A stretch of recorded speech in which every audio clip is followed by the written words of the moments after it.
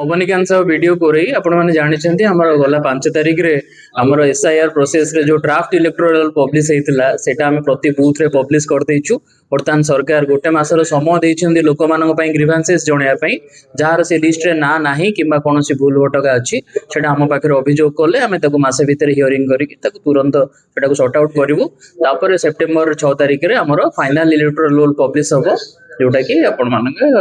Next elections and other things रे काम लागि केते लोक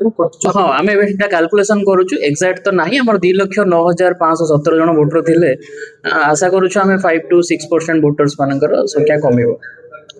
जदि जेन्युइन लोक अच्छे से विभिन्न डॉक्यूमेंट्स अच्छी सरकार जोड़ा धरिकी आसिले आम हियरिंग करके पुणी जोड़ी देव किसी असुविधा सब ब्लॉक रे अप्लाई करेंगे। स्वतंत्र सघन संशोधन जो होती 2026 रे सेटा हमर 5 तारिख रे ड्राफ्ट इलेक्टोरल रोलटा पब्लिश हो जाइए से पाखापाखि 2,09,572 जन जो वोटर्स अच्छा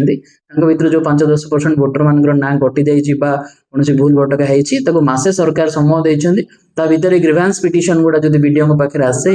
लेवल रे ताले हमें सेप्टेम्बर 6 तारिख रे जो फाइनल इलेक्टोरल रोलटा पब्लिश हम से जोड़ी दबा सब।